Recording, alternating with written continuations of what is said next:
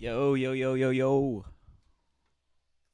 Matt, Trauma Doll, Zach, what's up?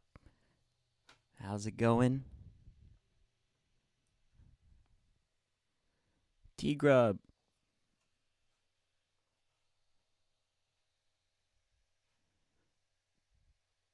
what is up, guys? Look at that. Rob,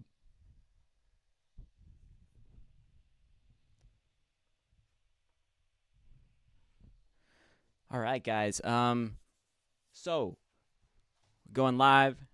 We got the all-in-one scanner here. All right, so that's what we're gonna be doing today. Is looking at some stocks, looking at some breakouts. And yeah, man, that's what this live stream is gonna be. So I'm also here for doing some analysis, some cycle analysis on a pretty good list of stocks, man. Okay, so the way this works, all right, we have this indicator takes a bulk list of stocks. In this case, we have 100. I have 100 in here. And this is scanning intraday markets. It's really cool because I use this to visually see breakouts, right? So there's like a bunch of scanners you can use on Thinkorswim, or I mean there's programs you can use. But the cool thing about this is I can visually see like what stocks are breaking out. For example, right now we have here in this like baby blue color MSTR. Right now it's leading right now by 2%. Right now, just on this next candle, we have save. Okay, high volatility after the current catalyst that just came out. All right, that's breaking out a little bit here. And here's a threshold. We have it at 0. Anything below that is going down. Anything above that is climbing up. So the way this works is once you spot your little breakout, you come on over to this chart here. We take a look at it. So a few things, right? MSTR, I believe they just had earnings.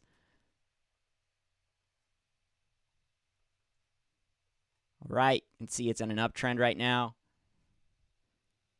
Or no, they didn't have earnings. They have earnings coming up.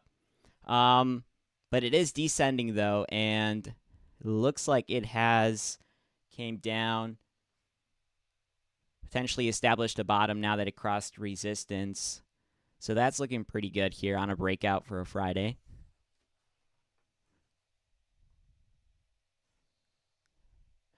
But that's just an example, right, guys? So we're going back and forth here, trying to spot some breakouts that are happening. It's just a way to do it. Here we have right in the beginning we have DWAC.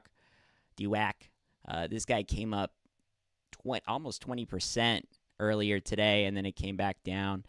So the one thing that you're not going to see with this indicator is, so this is a rate of change in every that's why these stocks are normalized. You don't see their their true price value, because at that point they're going to be all over the place. You're not really going to be able to see where the price is. So this is good at normalizing those values and showing us which stocks are actually breaking out. So we got MSTR, okay, save. DWAC's going down right now. We have VXRT. These two were kind of going up together too.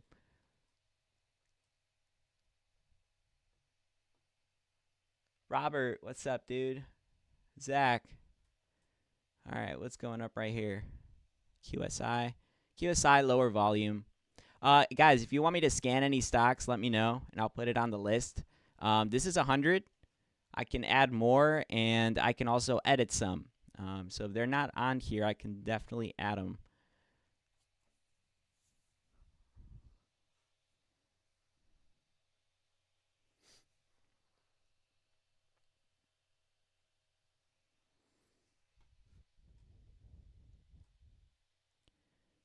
Okay, So in the meantime, kind of go back and forth between the scanner here and just doing some analysis on some stocks. So I want to talk about one in particular that I've been tracking here, and you can clearly see it on this chart. It's Save, and I've been using this indicator. I'm going to show you guys how I found this specific pattern that I'm currently tracking. So the first thing I do, take these lines out.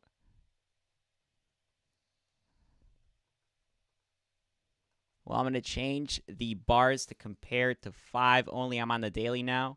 And what this is going to do for me is it's really going to show the volatility taking place because it's such a short period amount of time compared to the overall markets. It's not really going to smooth things out for us. We're going to see the spikes here, right? We got DWAC, CGC right here. And then Save, right, took a massive dump last week, right? So looking at the 5-day, this is a negative 60%. Like, what other stock has done that here? And that, well, I'm on the DWAC chart, so it's only going to show us till October. But you can see down here we have Upstart. This pattern is actually the one I was using to track the current price action. And watch this. Watch how crazy this is. Because, so I took this pattern from May 2022. We go back on the charts here, guys. Look at this.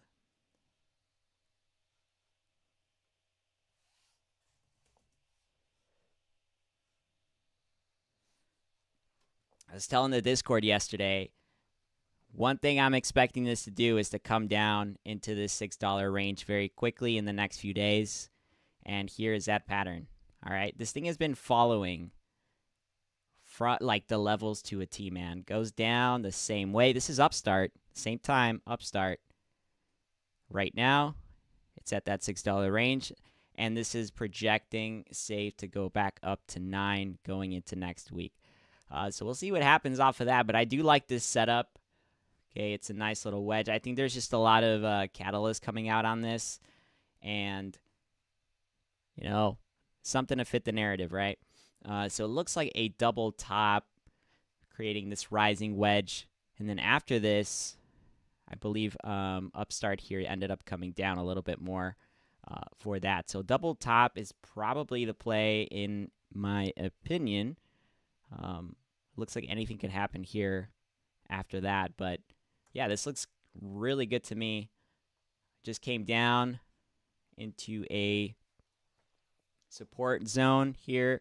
Not quite to double bottom, or else I think things would be maybe a little bit more bearish. But if it holds here, yeah, if it holds this range and we close and fill this gap, I think this is ready to come up next week. Pretty cool stuff, guys. We got Save there. Let's pull this back up.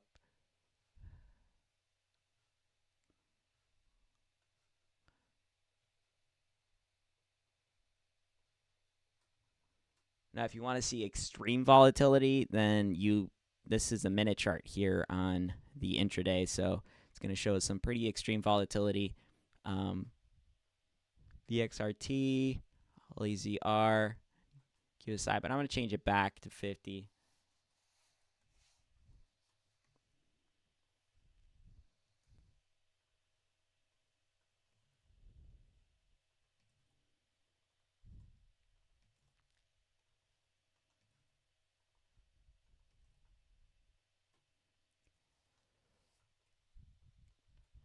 Another thing I do is you can see right here in the middle we have the average. So I use IWM for it. I think that with the list of stocks that I have, the majority of them are going to be small and mid cap stocks with a lot of volume, and this is the indice that tracks most of these. So it's fair to use that as the average, and then it's a good way to know if the markets are at support or resistance. That's the way I do it in tracking these breakouts too. Okay, they work the same way as a chart would. So if it's down here, you can see it came down to this is developing into a wedge. So if the wedge is going to break up here, this would be the fourth test. If it breaks up, then the markets are potentially going to start climbing back up, and then that gives the opportunity for these some of these stocks to start climbing. So that's where I look at for opportunity. Some of these guys that are being beat right now, we got Beyond Meat. Yeah, Beyond Meat had some volatility right here about an hour ago. Let's take a look at that.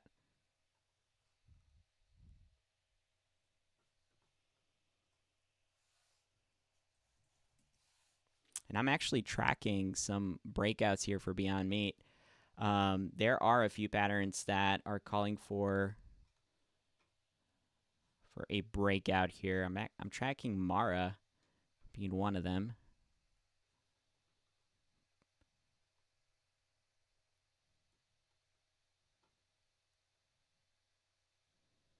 So this is a setup I have right now for Beyond Meat. And the reason I have the background here is clear. I use the levels indicator for spotting oversold and overbought levels. So this is where I think we are in this sequence here. You can see the pattern is very similar.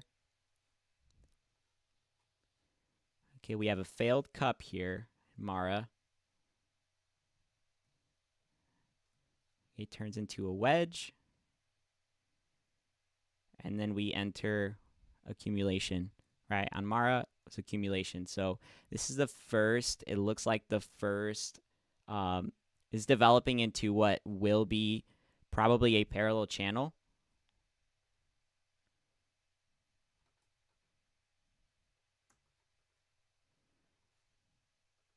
It's currently at its first bottom here. So if this is that first bottom, and I think a lot of stocks right now are doing this, where we've established a bottom, hopefully for good, and getting ready to climb back up, dude. Getting ready to climb back up. But that is what seems to be the play here, I think, for Beyond Meat.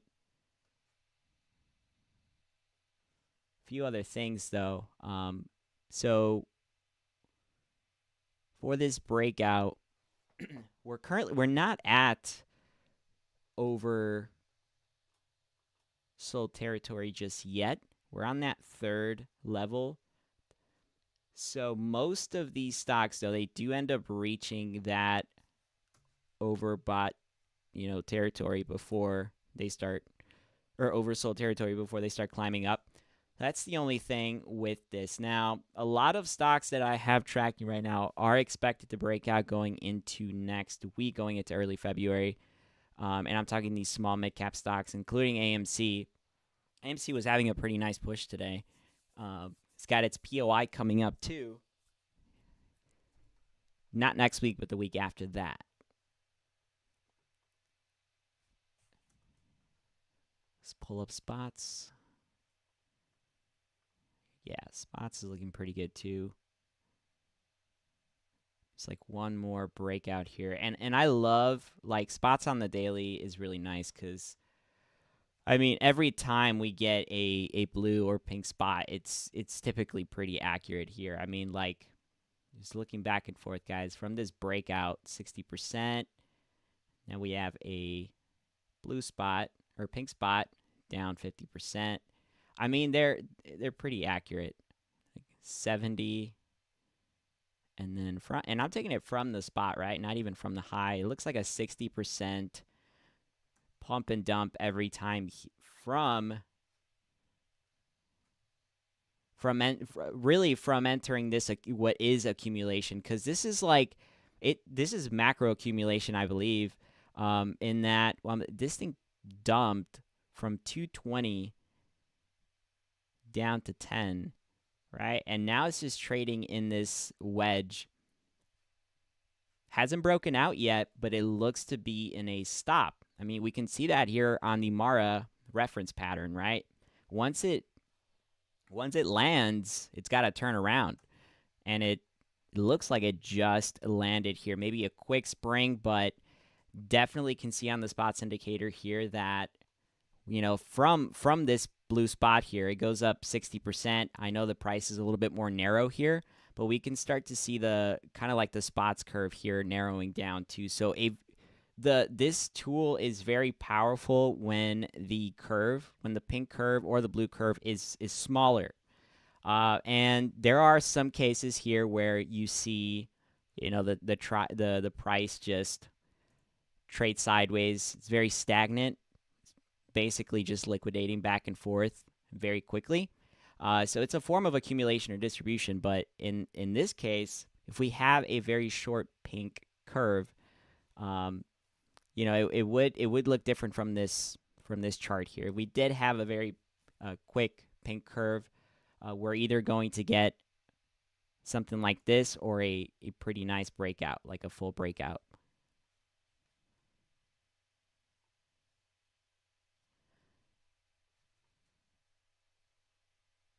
So beyond meat, some volatility today. All right, let's take a look at the intraday chart.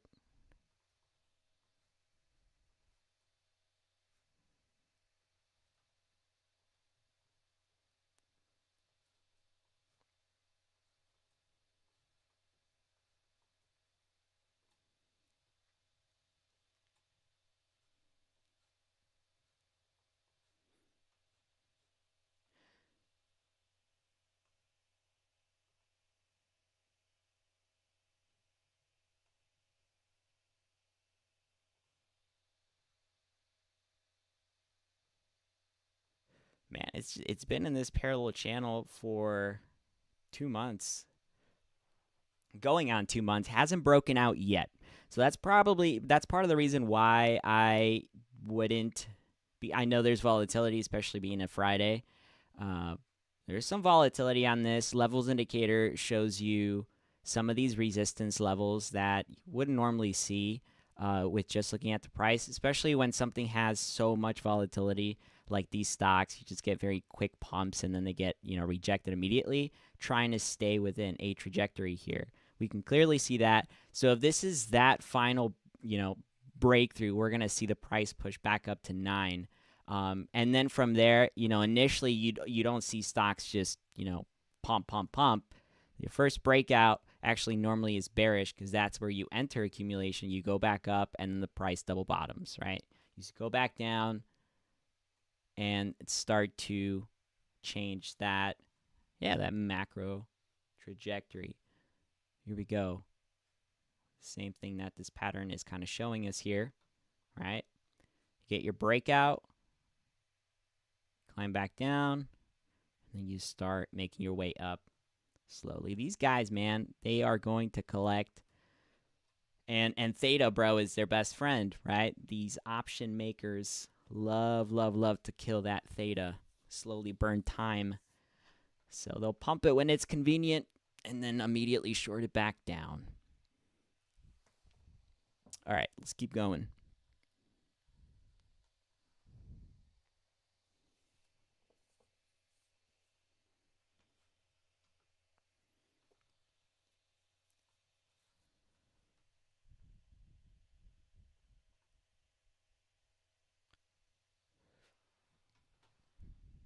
HUM, these guys just had earnings.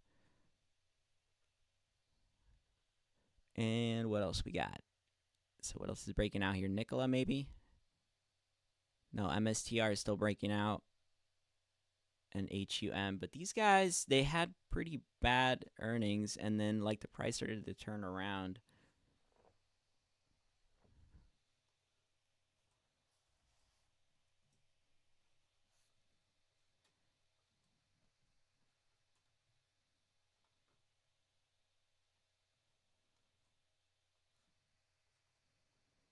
Ooh. Ooh.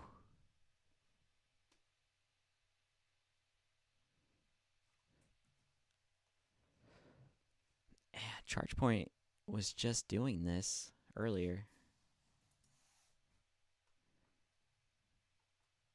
And I am bullish on ChargePoint, dude. Like, this thing has been so beat that it just, you can't really see it. Like, or I don't think you guys are going to be able to see this, but because there's just this barcoding. But this is the. I'm going to try and see if I can bring it over and to where it makes sense. We got to use the line.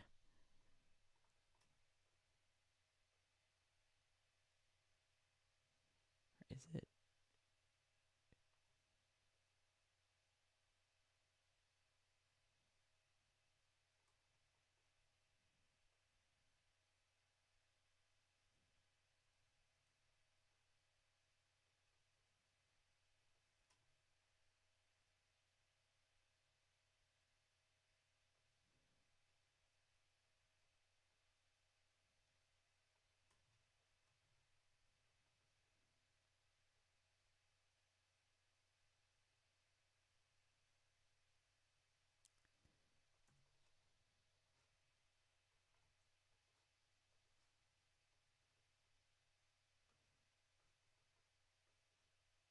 I mean,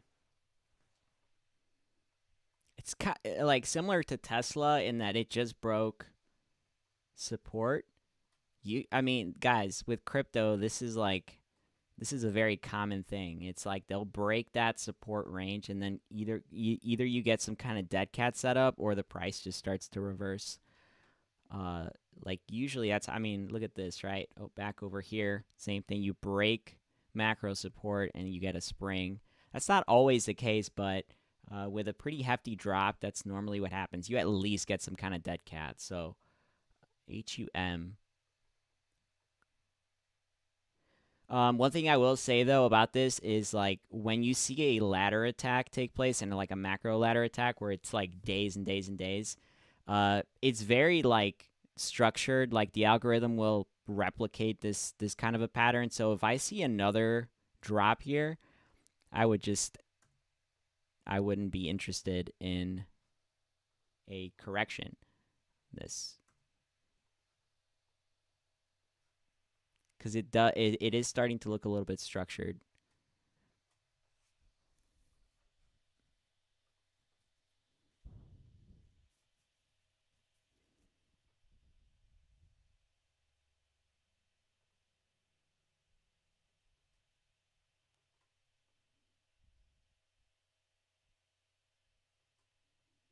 United Healthcare, 3%. Not 3%, 0.3%.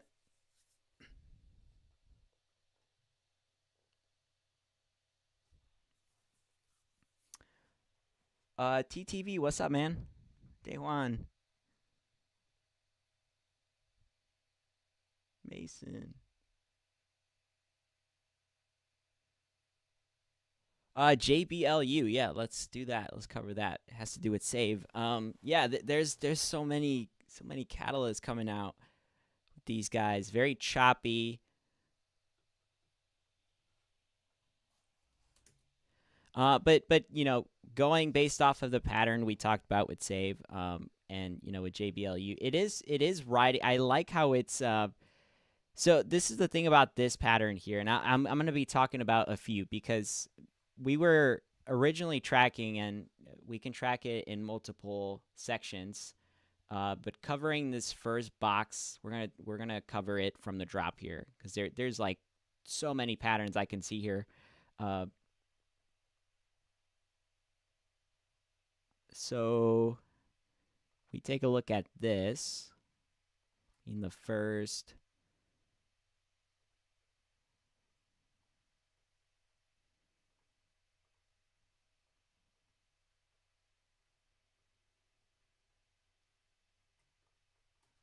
We'll get that be the first little box, and then I'm gonna split these up to smaller sections because I saw multiple patterns here. I've already talked about one that kind of failed, but right here inside this box, we were originally tracking a double bottom spring like this little setup here, up to the point at which the news came out. Right, news comes out. We have this like volatility pump and dump, and then it starts writing out. This is where I think like the cycle now is tracking something else. And I'll talk about what pattern I see happening here, but it looks like it's going to be very choppy, at least on the way up. So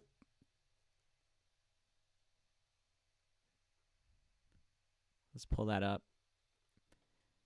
And then we'll talk about this like the macro version of the chart, because that's also important to track here. But first on the micro here, this little section. So if you guys know, I love taking reference patterns, looking back at the markets. So I see one that looks very similar to WorldCoin. If you go back to its early days, which wasn't too long ago,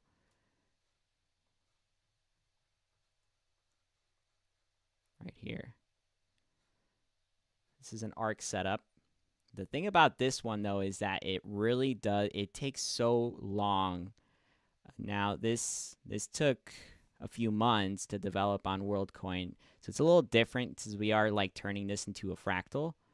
But I just want to show you guys the structure of this pattern here, because essentially what it does is, like, after a big sort of shakeout event, it's just a pump and dump. The price corrects itself back up. And again, yeah, normally this takes, there's multiple versions of this, right? It can either come all the way down, break, and then start climbing back up, which is something that it, happened right here. Or in this case, right, we have it pumping prior to that. There's the historical values are much different, so something else to note. But why I think that this is where it starts to track something else. First, you get a lot of volume coming in. It's very choppy. This is like where liquidity tops, then the price like is just showing that the longs are in control here because, well, the shorts can't stop it, right? So it just builds so much pressure on the way up, and then yeah, it breaks resistance, which it just did, and then it starts slowly climbing back down. So here, a few things, right? Like once it does that, you're gonna reach resistance right here. For one, I think it'll come up to 575. Once it reaches that, I think we're gonna get another drop, like it's showing in this pattern here. And then from there, we can start to look at the. Let's go on the 4 hour. So resistance comes up, choppy on the way down.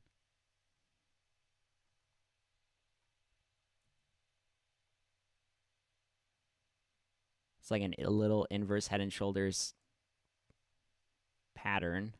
You can see here developing, and then let's see, daily chart. I mean, these guys, the thing is, like, it's kind of crazy that you can kind of see the same setup happening on the daily chart, right? Like this kind of fake out happened right here. It's super weird how like these things are even, like, bro.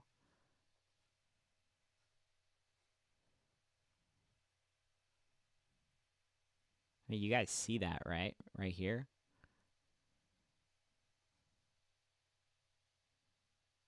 It's like you just see, like, and we see this like with AMC all the time too. It's like these pattern structures, like they're the same on the macro, they're the same on the micro. Like it's on every time frame, you just see them repeating the same like sequence of patterns. Super weird. But I would agree, at least within this little section here, like you can see the inverse head and shoulders pattern that I think is going to happen.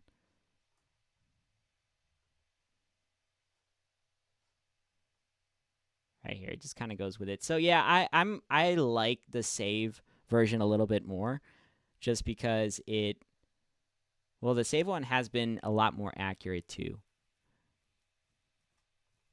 But yeah, actually something like this I think would be ideal. It did break resistance. I said this yesterday too, but it did break resistance, taking this or support trend line. get these, man, confused all the time. All right. So support trend line broke it, is now retesting it. Might go back in very quickly and have a fake out. Now I'm going to show you guys where this happened and where it was bullish. But if you guys remember, and for those that have been on the channel or the Discord here for a little while, like one of the projections that we talked about was SPY, right? Back in October of 2022 when the bottom was established, right? And what happened as soon as you got that bottom in the markets, right? There are people that are bearish, bullish, right? But I think most people were still calling for some kind of break below. Now look at how many fake outs there are here before the markets turn around. Like this is very classic, and why I believe that fake outs are just like most of the time they're just liquidity grabs, and they're stopping people out. People are getting stopped out on both sides. You got a wedge developing here that is not respecting support or resistance. This would be respecting support and resistance, and then it becomes maybe too predictable. That's why you have to have these fake outs. If you have the fake outs, you're going to trick these people, right? You're going to trick us, retail, second guess. Now, this is what I think is happening here. It's the same thing where it breaks. Now, the structure is obviously different. This is almost inverse. But here is that break. And if I flip the chart, you guys can kind of see it now, right? So you have the 3 retests, right? 1, 2, 3. In this case, they're a little bit smaller. 1, 2, 3. And then you won't see this fake out just yet because it hasn't happened, but I would think as this very short drop here being that fake out. It comes back in. It's a version of a wedge, but it not quite the same. A lot more volatility on JBLU. But here is that initial break coming back down to retest before it starts to turn around, right? So that is outcome number 2. If things do not fully break through, you're going to see this just kind of come back down, right? And do that.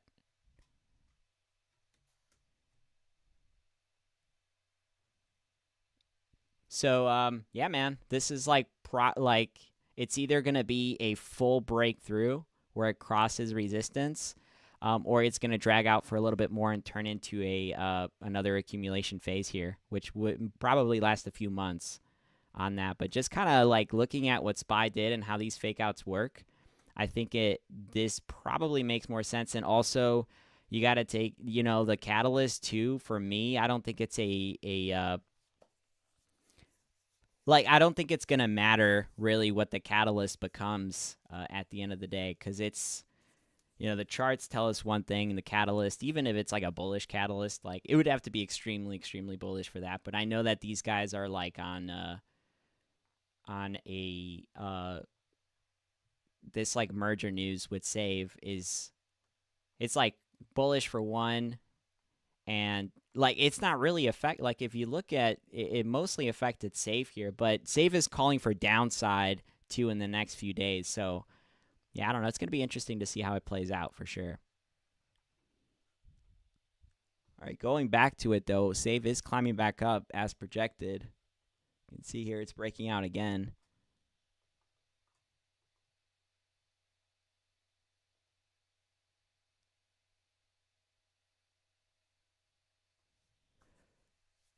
Let me see. I haven't look at these questions here.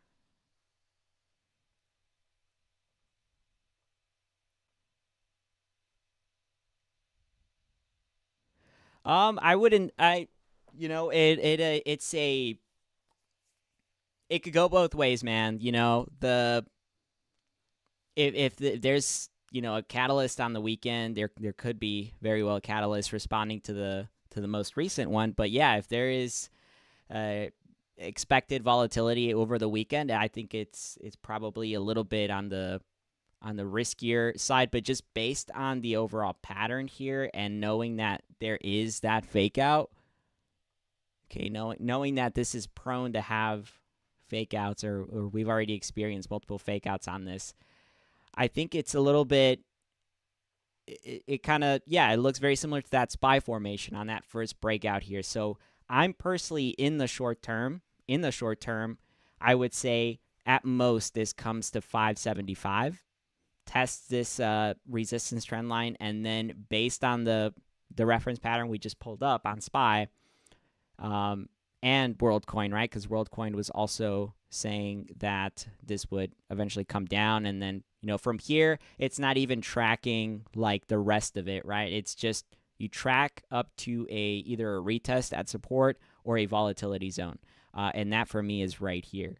So once it comes up and retests, we got an inverse head and shoulders, and then from there it could break back down, turn into a macro double bottom, right? So I think it's gonna. I think this is basically saying that in the next few days, it's very likely we're gonna experience some kind of volatility, which I agree with. But yeah, 575 for me is probably the top, and then a breakdown to 5 going into next week.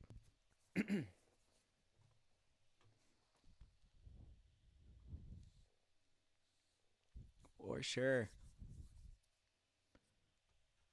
For sure, man. Okay, let's see what else is going on here. VXRT back up.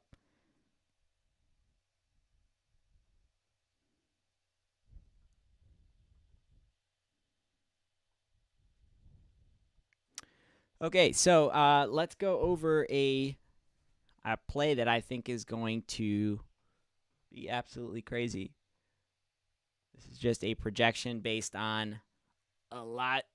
We talked about this last stream, and I want to talk about what I think is going to happen here, because I think, honestly, guys, like, this is probably my favorite blue chip play of the year. I think Tesla is gonna do something probably, and I'm like, might be getting ahead of myself here, but a few things, right? Like, at some point, Tesla is gonna have competition, right? Like, we can probably project that in general. I think they're gonna have some EV competition coming in.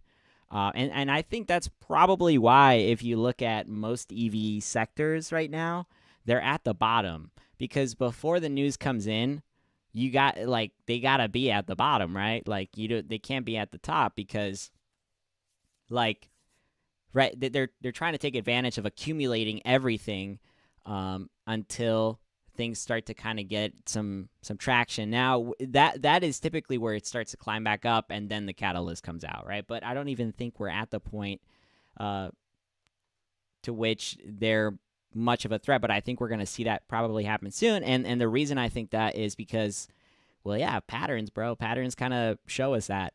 So there's a few, and I'm going to pull them all up because I think they're all pretty relevant here. But I think that one of my favorite ones that I'm tracking right now is actually the Mara formation here, which is slightly different in structure. So we have a parallel channel that is still being respected on Tesla. Like, this is the third test, very classic third test that has not broken through. But even if it broke through, like, as long as there's a quick spring, it just kind of, that just kind of confirms it for me. And I have a few patterns to kind of showcase that. But so here we have Mara. For some reason, this is like super stretched out. Okay. This would be calling for a pretty hefty push to the upside here to like 300 by like March or something. Which I know this sounds kind of crazy, right? Like, that's a pretty crazy rise in price. I mean, but like, all these blue chips, man, have been doing that. Nvidia, AMD, so Apple and them, like, they're all up here right now while Tesla is down. So that's why I'm like, I think Tesla is going to have its shine, I think, at some point here this year. And then essentially, like, what this is saying is it comes up and then it comes back down. But, like, aesthetically speaking, that looks like a good chart to me. I think that if this came up one last time to 300, right here. Perfect zone of support. You can call that a shoulder if you want, but this is definitely some macro resistance here. So coming up to this zone here, very quickly being shut down. If you look at the pattern, okay, this pattern right here coming back down to double bottom by the end of the year. I'm personally bearish after like April. After April, I think the markets are going to come down. So that's, you gotta be like, or anticipating for, if you're bearish, this right here, this setup. Okay, Mara did this already. But if it comes back up and then double bottoms here, I think it's bring back up again. And then, eventually start climbing back up and creating something like that. Let me see, because this is a version of Mara, but I'm not taking Mara's like entire chart here, and I think it would probably be more relevant. So this pattern right here is this, but flipped. This little section here, but I think Tesla's right here. You guys can see that. Okay, coming up to it here. Let's see. I think it's here.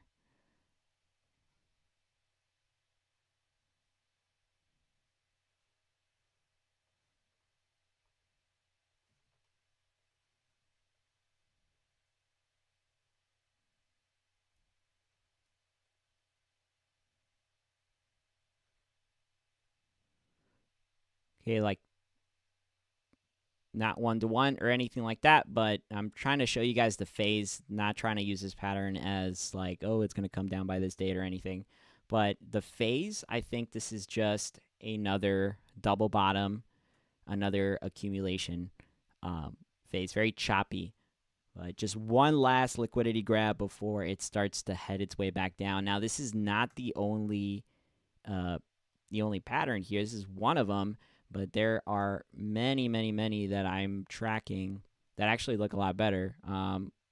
Wells Fargo is actually one that looks way better. And Wells Fargo, this one here is flipped, but it's the same. This is a one-to-one pattern that is bearish on Wells Fargo and bullish on Tesla. So I'll show you guys where I took this one.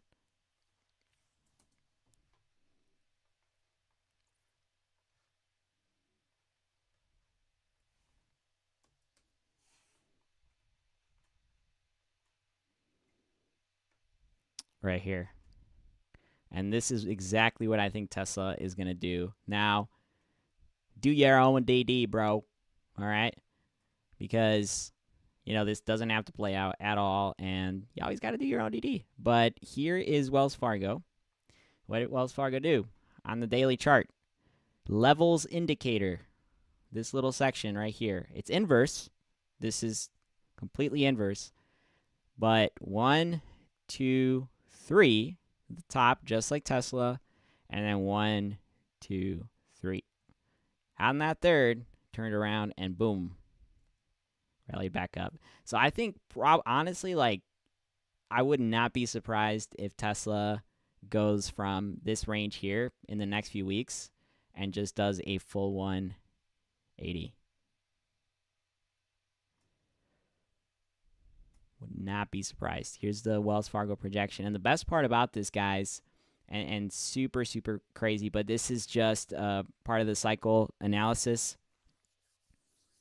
approach here that we take, is like understanding how options work in driving price, how derivatives work, right, in pushing this liquidity. And the best way to do that is to know these option expiration dates, because that's what matters the most, right? So look at how crazy this is, right? June to July, right? June, what do we got up here? July. Okay. October, September, October, right here on that third. And then December to January. Boo. Boom. So this is slightly like a month, I believe a month apart. I think slightly a month apart from the times here. I think this ends up going up and peaking in March. But here at the bottom, you can see that it like bottoms mid February time, which we're in January. So I think this is slightly a month in difference in time. So that the projection here would be that if all plays out according to time, that this would happen either early March or February. But I guess we'll see, man. But this would be absolutely insane. Um, yeah, dude. I think this is probably my favorite blue chip play if it is bullish in the end and this turns around here. I think this is gonna be my favorite one, man.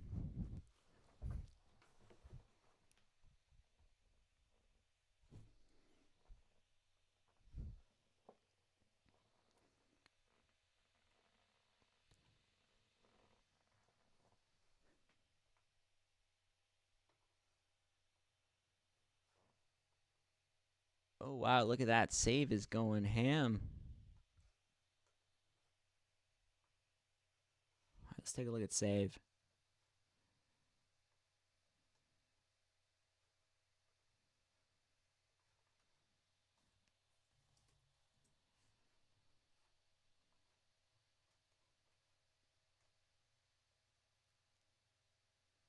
Perfect. This thing is like perfect, man, on the way up right now. I'm telling you guys, this is probably gonna go up to 9.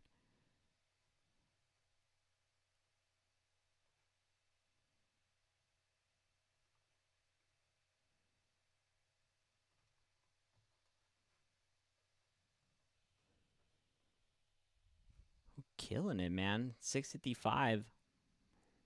I think like this wants to like fully reverse, man. Like it was down basically 20% and now it's only down 8%. So much volatility. Love it.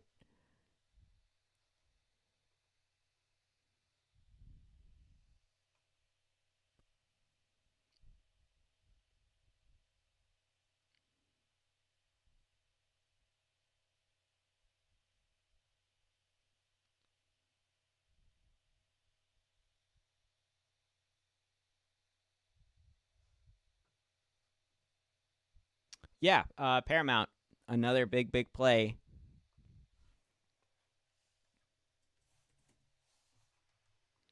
And yes, I do believe that it just based on the formation right now, it seems like one last drop to kill some theta before turning around seems like the play here. Um, very quick to probably 330 or 1330 or 1320. And I think this thing is getting ready to turn around for good. Just yeah, I mean we have a lot of I like just understanding the structure of this entire pattern here from here to here, this entire section. But many of the patterns that we have are like show us that, right? We these all these reference patterns have that arc formation right here, arc with a spring projector, which is right here, and then right in this little spot, which is currently where I think we are, it just comes. It does not double bottom. It could. I've seen patterns that do double bottom. One of the ones we are tracking is Roku, and this one does double bottom. I think this one looks a little bit better, but it double bottoms first, which I think is translated a little bit differently here because it almost looks like an inverse head and shoulders, and then it just goes, which is what we kind of have going on right now. Just one last retest there, and then boom. But both of them, yeah, I think we are right here in the same little section here. So volatility probably going into early February, right there for it. But yeah, I just think maybe one last hit there to 1330.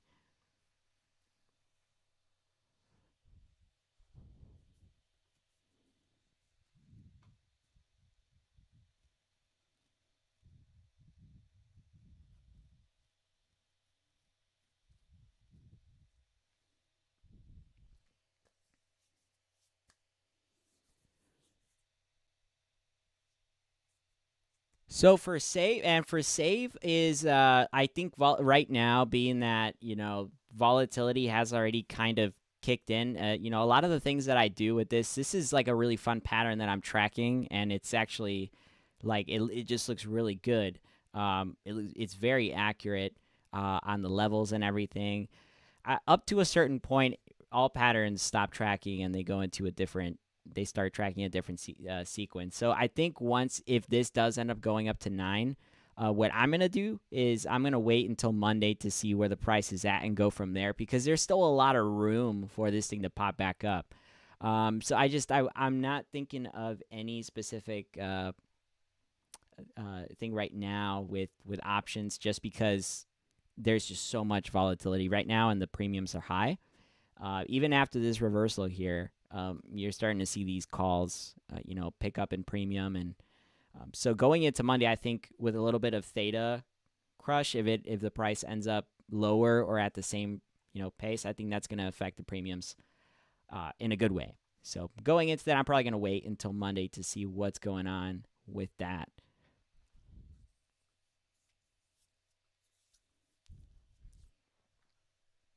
Yeah, I mean, and Nicola also is doing its thing, man. I'm finally getting some love. Very choppy, but I think Nicola has finally found its bottom too. Most of the and Nicola like so here's Nicola here at its double bottom. Man, I like whew, so many patterns tracking on Nicola. Blink, blink. I say blink. BLNK. It's one, and this is a pattern scanner. One we picked up on the pattern scanner, and then we have a bunch of different patterns we're still tracking right now. All basically all calling for either a reaccumulation pattern or redistribution, which is bullish at first, and then it starts to distribute again. Fits into this like I still think that Nicola is an accumulation, like if for long term, but short term, I think we're gonna get a relief rally regardless. That's why I'm very bullish right now. Nicola, just waiting for this little breakout. But I think going into next week, all of these guys, and I'm talking the EV sector and like Paramount, not in the EV sector, but Paramount, I think those guys are going to get some love.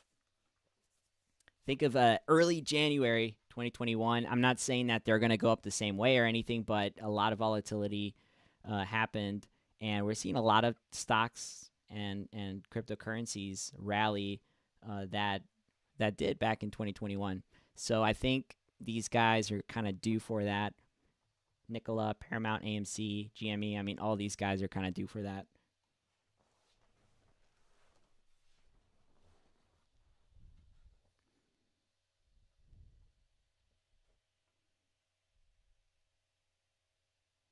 Affirm. Oh, Upstart. Upstart is up right now. It's breaking out. Let's see. Upstart. It's breaking out.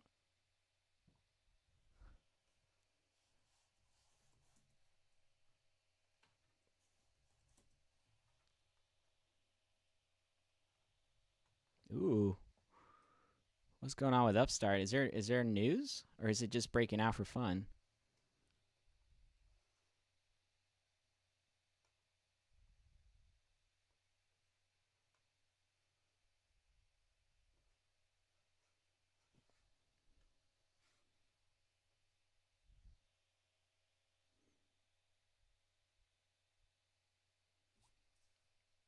For sure, man.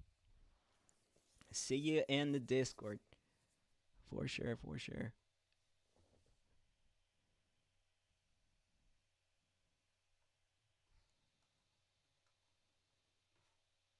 Okay, let's see. So this just had a 3% breakout here. Trying to see if there's a catalyst or something.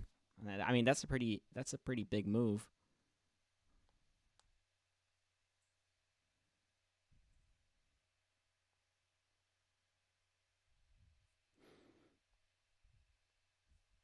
UPST. No.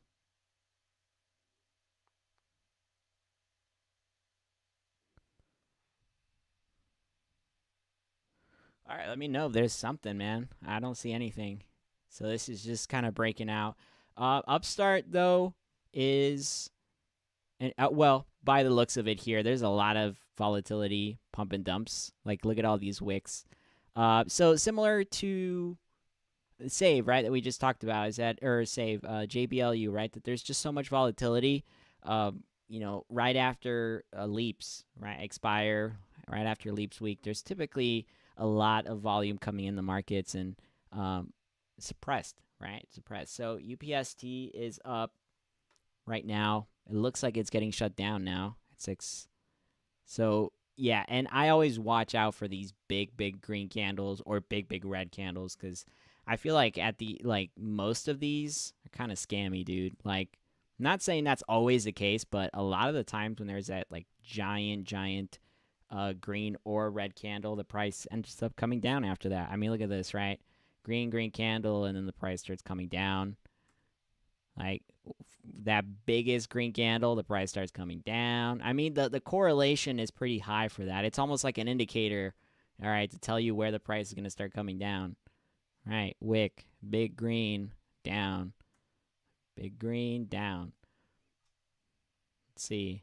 Big green, down. Look at that. Look. Red, up. Bro, I could keep going. There are a few.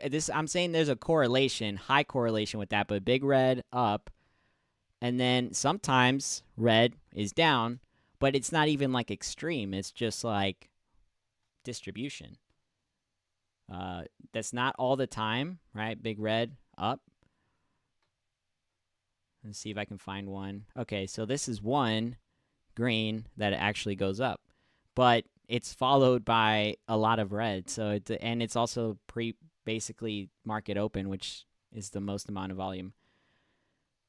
Yeah, look at that.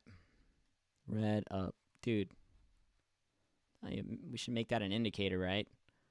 And tell us when there's a big. Well, there's not an indicator for that specifically. Can definitely code one. I have an indicator called Volt that does that for crypto.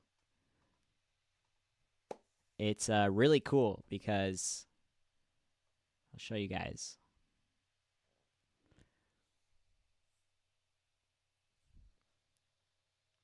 Let's see. Bat had some volatility earlier.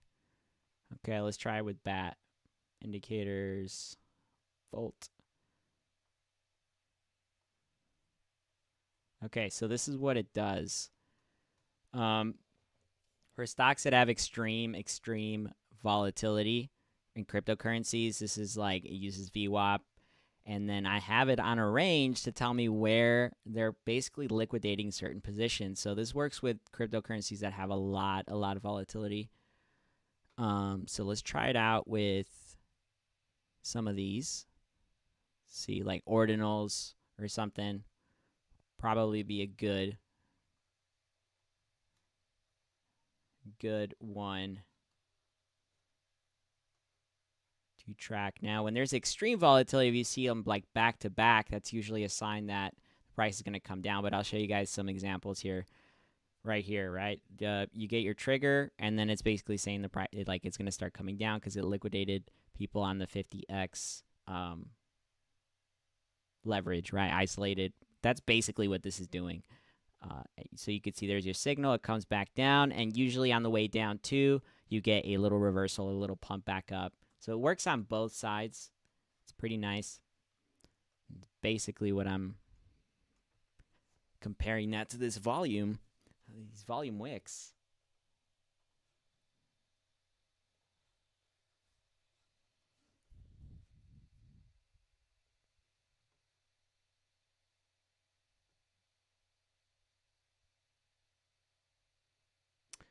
Steven, Bam was showing how they make this. Yeah, I agree with that. I think that's definitely it.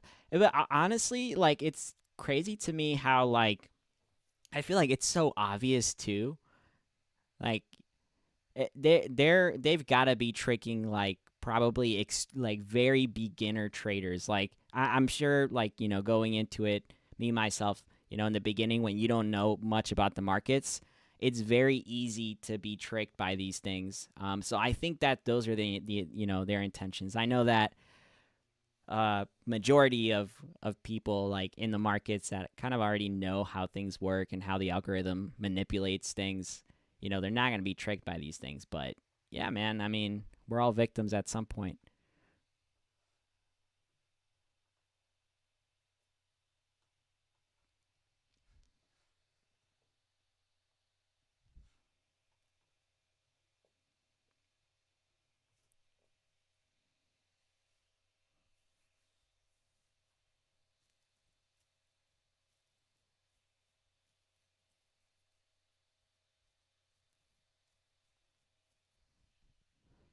I don't know why I said Steven. It's Stefan. Stefan. See that. Let's see.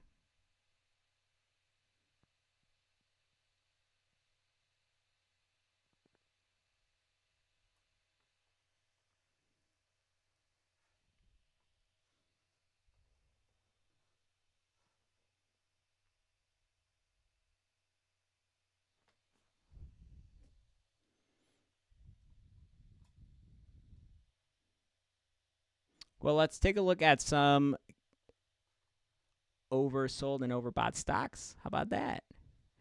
That's another way to do it, right? It's see the entire market here. Now, this is not intraday, and let's go to SPY so we can see everything. Historical values from day one. All right, so we come back here. We got GameStop, and then OCGN was a pretty big winner too. Like the thing is, because they had just kind of a gap up and I believe some splits, you're gonna have the price like this thing calculated based on that. But yeah, we have BNGO, GME, and look at that. We got good old AMC right here. You can already see what happened in June.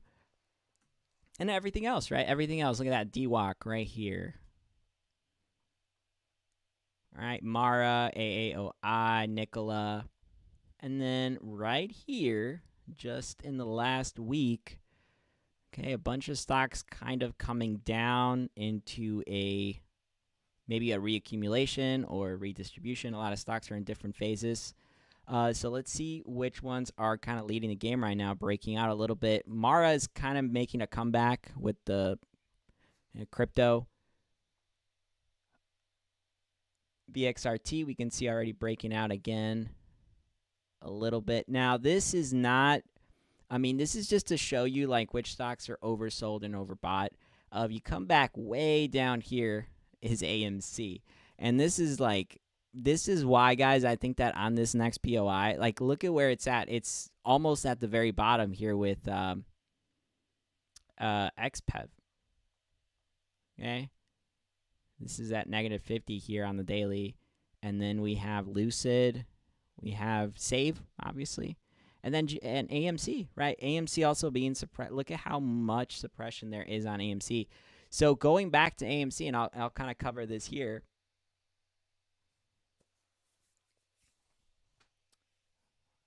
Briefly, go back to it here on AMC.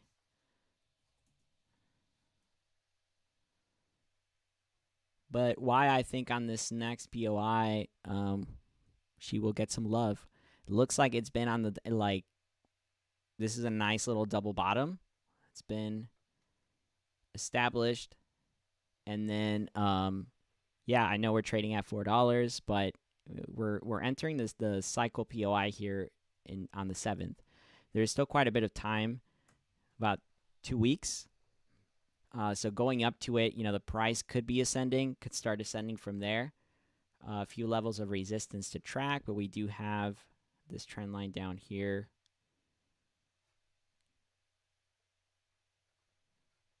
Okay, for resistance, retesting resistance. On this double bottom, potentially the price starts to climb up here, maybe creating a inverse arc setup like that, and then starts climbing up to the POI, right? So that's the very first step, and why I've been kind of preaching this is that that's the first step you need to see what things are going to look on the macro chart. And from there, once that happens, it'll be a lot better, I think, for AMC, because then we can kind of start projecting some things for the future, and on the next POIs and everything. But it's been very flat, very stagnant. It's still descending though. So why the price needs to turn around here for things to remain bullish. But yeah, it's extremely oversold.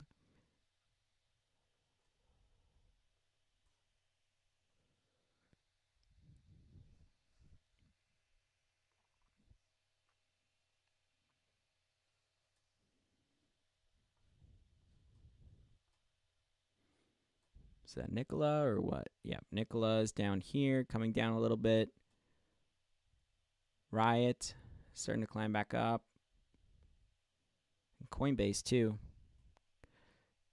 Coinbase, Mara, and Riot look like they're wanting to break out a little bit here. Yeah, Coinbase is moving. All right, let's see. Let's see what Coinbase is doing.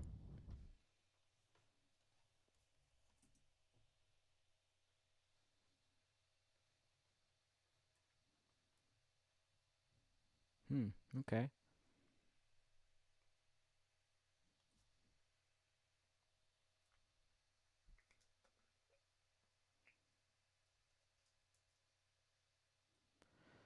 Okay, so retest. No, it should have just broken out of.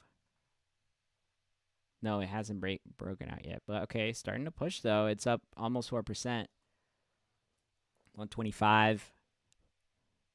So if it breaks this, we'll likely go to 126.50, and then from there, we can expect it to, well, that's the first breakout. Initially on the first breakout, you don't see a full push, so potentially trade sideways to crush some theta and then maybe come back down. I think that's really what the entire market is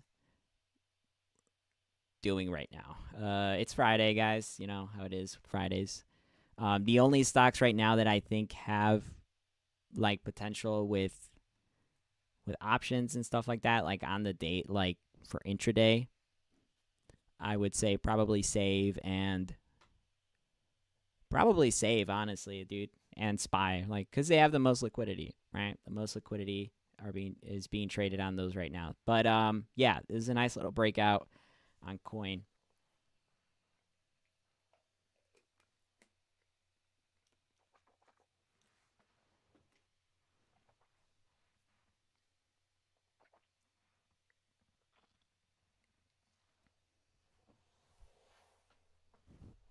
You ever tried taking AMC and CMA, overlapped them for inverse correlation? I have not.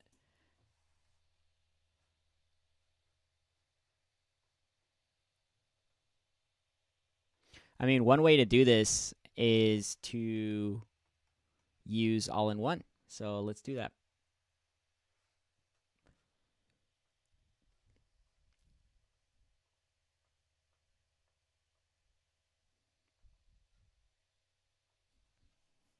That's how you will know if they are trading inverse or not.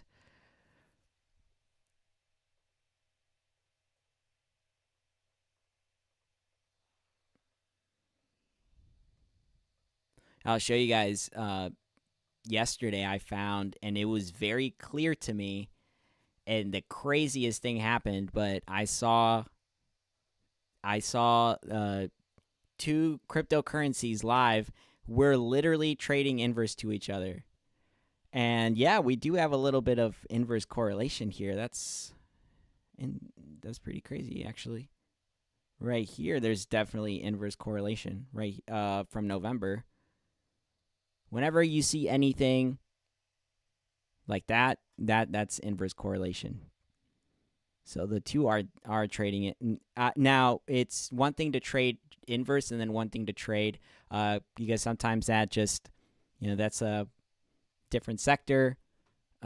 Different sectors will sometimes trade pretty inverse, but it's actually I mean, here, like it's very clear to me that like that's inverse right there, and then so is this right. Like from this point, both of them are inverse. Hmm.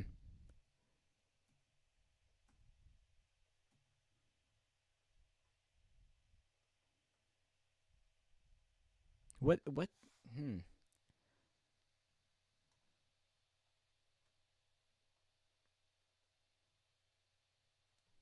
Why?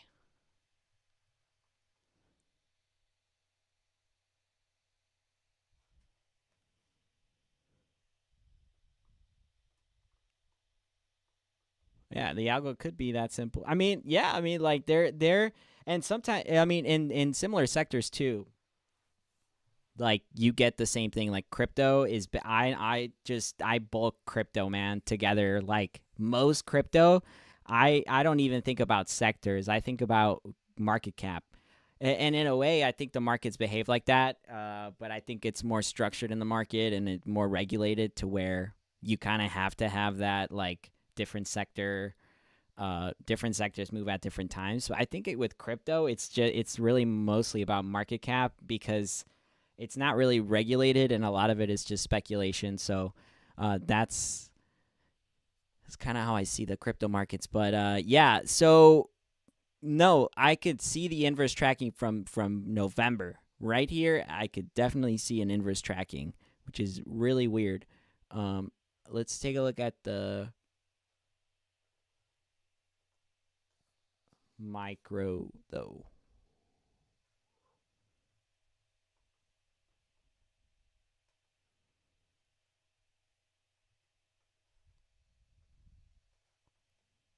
Look at that. Down, up, down. Dude, what the heck?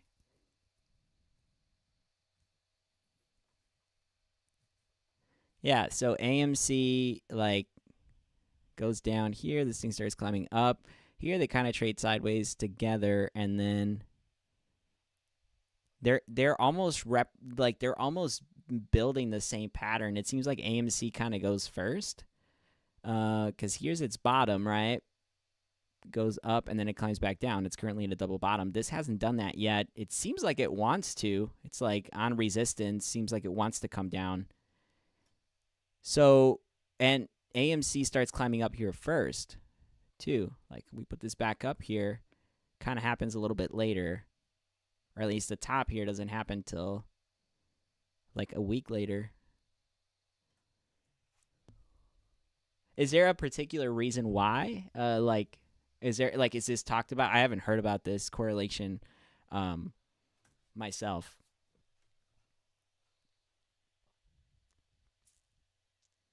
Try GME versus EMG.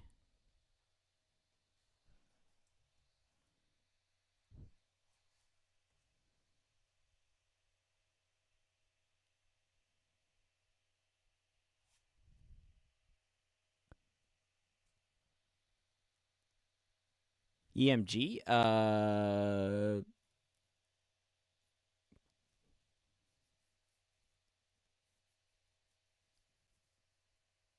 I mean, wait, is I don't want to pick the wrong one, but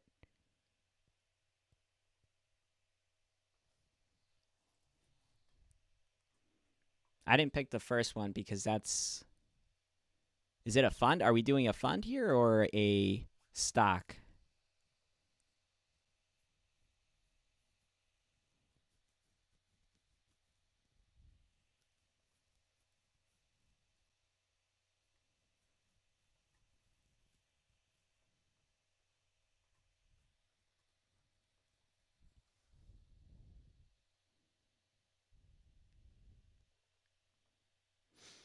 But and you can get back to me on that. I'll show you guys real quick how this works with crypto, and I'll show you the moment I spotted two different currencies that were trading inverse to each other. It was the weirdest thing. This was, I believe, yesterday.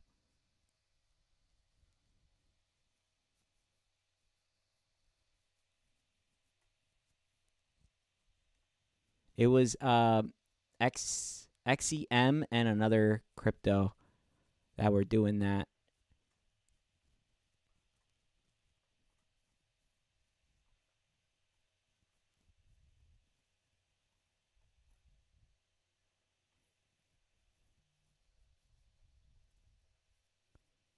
Where though?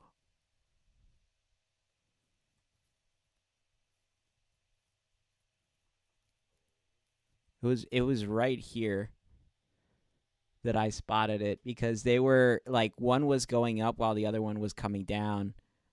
Yeah, so it was pretty brief. WSM was the cryptocurrency, but you saw this one going up, creating basically the same pattern, and this one was doing the exact opposite on the way down.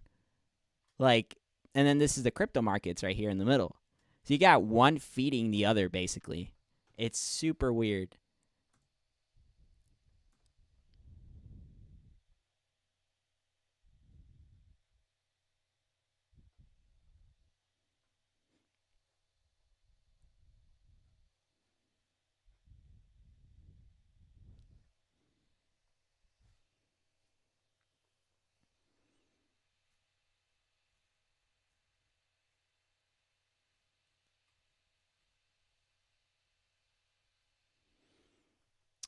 Let's see. I mean, I'm interested to see though what because the correlation did change. I will say for AMC and GME, like they're no longer like they no longer track in this like before, and you can clearly see this, but before, they were tracking pretty closely together, and it was almost like 1 to 1.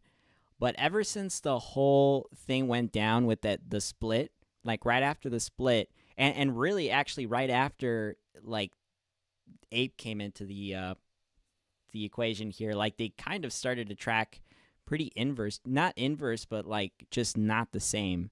Um, like look at how many gaps there are here. You go on the daily chart. Now things are gonna look a little bit wonky here, but we gotta change this to 50 so that it can track on based on 50 days. We'll see the correlation a little bit better. So this is how you know that they're tracking right, because one has extreme volatility, right? They both go up together. They both go up together even in June, right? They both go up together, but one goes up higher than the other. So they take turns going up and down. And then remember that this is where after November happened, this is where like I think the entire market started to track. Like volatility dried down, stocks were descending. Look at how it's tracking here. It's basically 1 to 1. Okay, for an entire like, dude, almost this entire section here up to the split is where they stop tracking. Look at how many gaps there are right here. Gap, gap, and right here there's barely any gaps. They're almost going up the same percentage. Everything is like 1 to 1, and then it stops kind of tracking. 2023, yeah, early 2023 is when it really just stopped tracking. So almost, yeah, look at that. Even like an inverse correlation is happening a little bit here with GME and AMC. Um, hmm.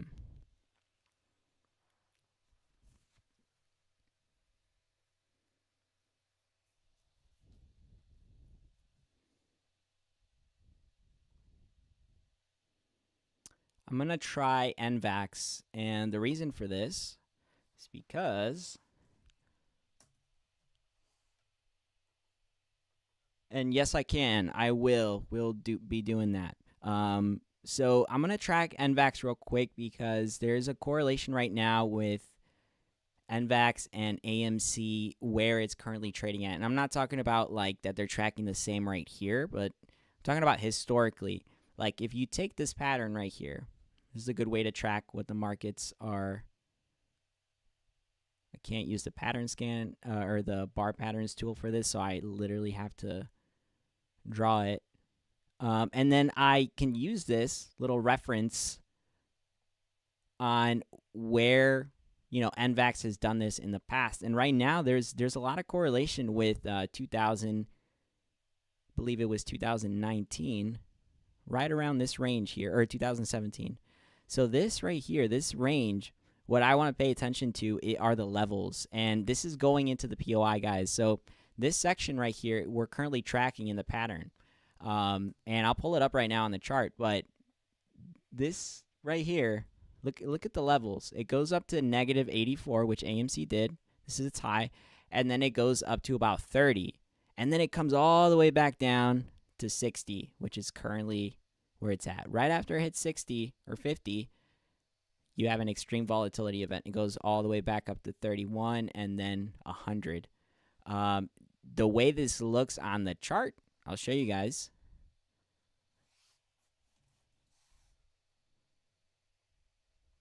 Is right here.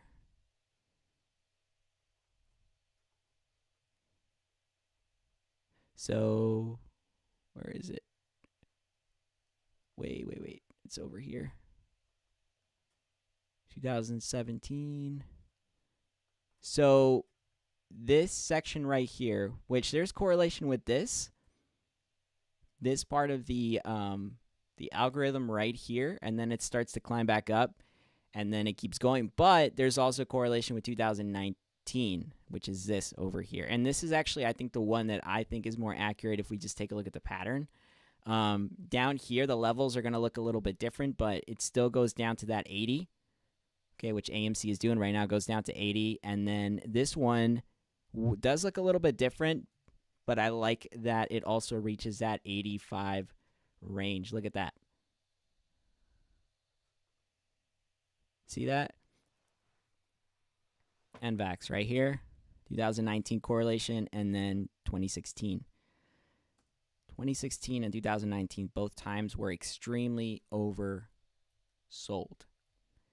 So why we're tracking right now NVAX to be a potential reference pattern, because if you look at the chart, it's a massive pump and dump, and then the price starts to go back up to its all-time highs. So different case. Obviously, this chart is known to I'm on the 5-day here. Okay, whatever. This chart is known to pump and dump. Like, it does it consistently. It's not, Now, yeah, I have NVAX on track, but one of the things that I don't like, and this is like just to the bears, right? In on the bearish side, is that there's so much volume compared to the entire chart. So it's a lot easier for the price to pump when the stock has less shares available. So I think, I might be mistaken, but I'm pretty sure they have done some kind of, they are not splits. They've done some kind of a lot of offerings. So both ways, guys, it's either you have a lot of offerings or you have splits. That's always going to change and dilute the stock. So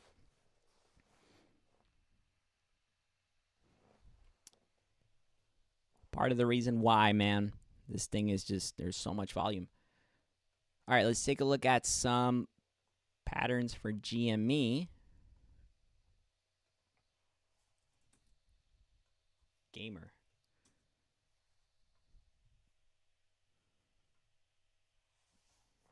Okay.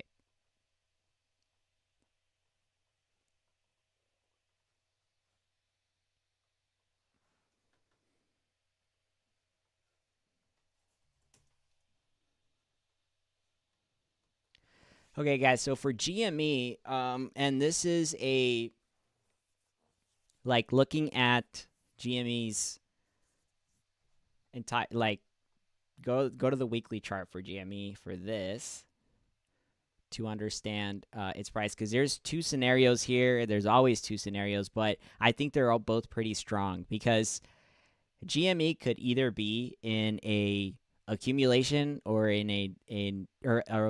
yes, it could be exiting and looking more like Paramount in the sense that it pumps, dumps drastically, and then it accumulates throughout and on the way down. Like, you don't really have a break period. A break period, you're going to see more of like a Nikola, where it just trades on a bottom, it double bottoms, trade sideways, or Carvana, right? Very, very different charts. So one chart has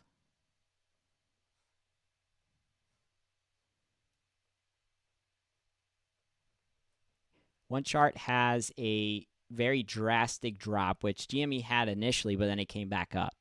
So one has a very nasty drop. It stops. It takes a break. This is accumulation. I think it's now in a reaccumulation period. Essentially, we could see this, keep going. But GME looks very different because one is drastic. It stops. It wants to turn around, and one just slowly bleeds. And both could be bullish, but you do have to consider some things. And this is like, I've said this about many stocks before, but right now in the markets, there are stocks that are still in distribution, and there are stocks that are on the complete opposite, right, of that spectrum, which is if you're in distribution and you're ready to, come down into declining, there's going to be some stocks that are in accumulation at the same time that they're like this and they're ready to advance. There's a lot of stocks that are doing this.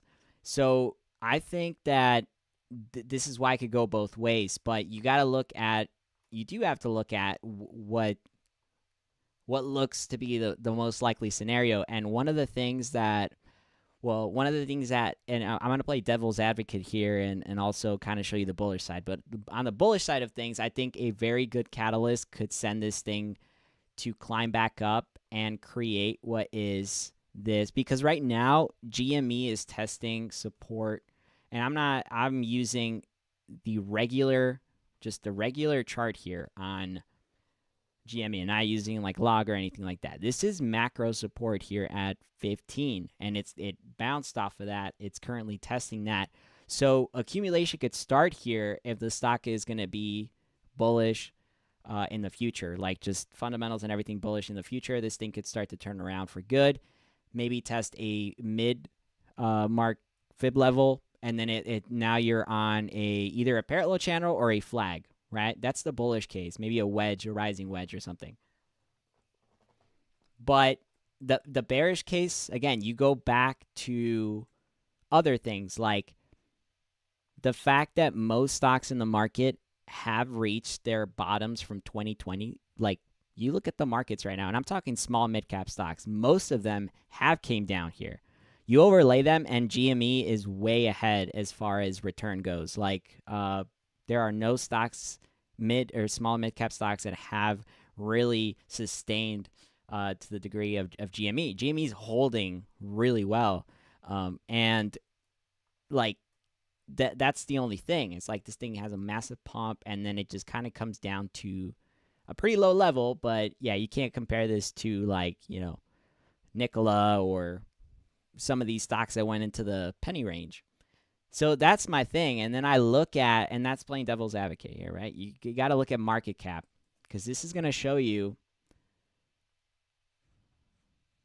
some things that you can't see, especially since, with offerings and stuff like that, you're not really going to see this here. But GME right now is worth $4 billion.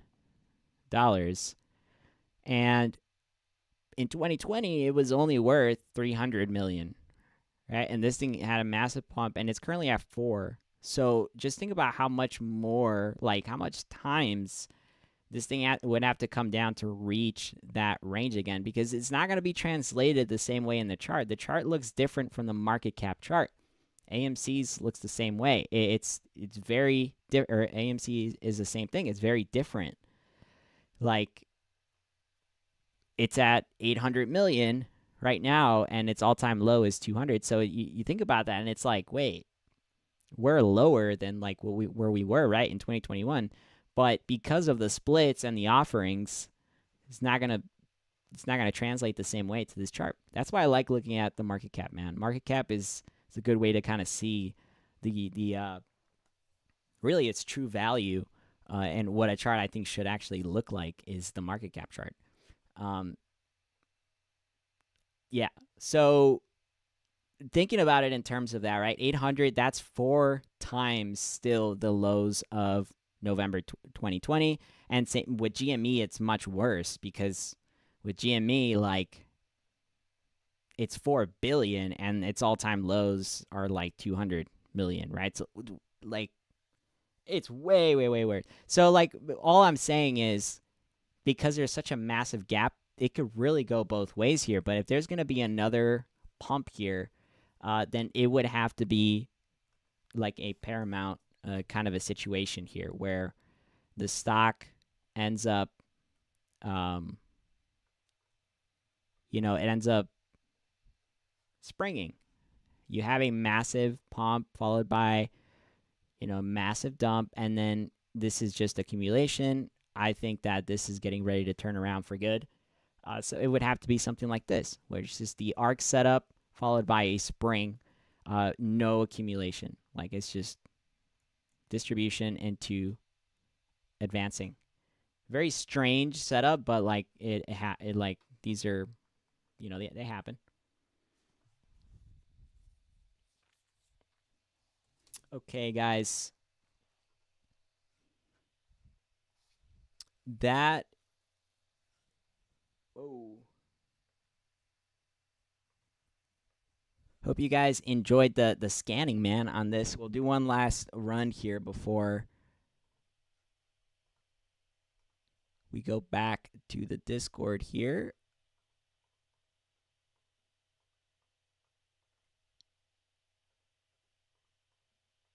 And see what is and isn't breaking out in the markets right now intraday. Okay, all-in-one indicator. So DWAC breaking out again.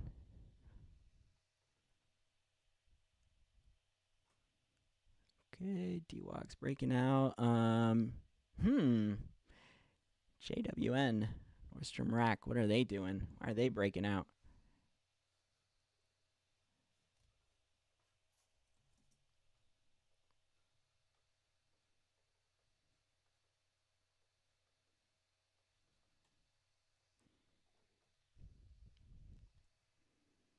Some nice volume coming in.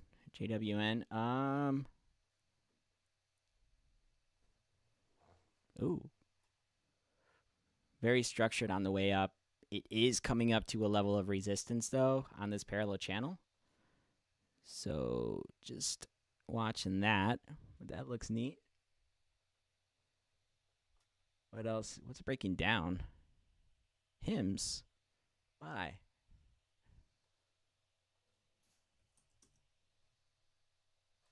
Why are they breaking down?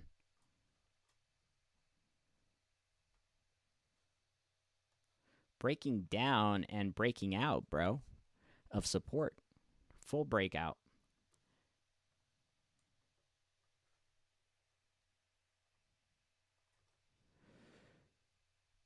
I wouldn't say the parallel channel here though is invalidated anymore.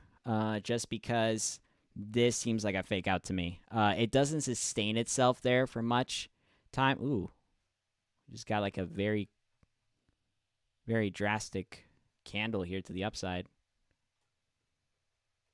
Yeah, fake out right there. And then potentially a bounce soon on this to retest back up here, maybe at 9.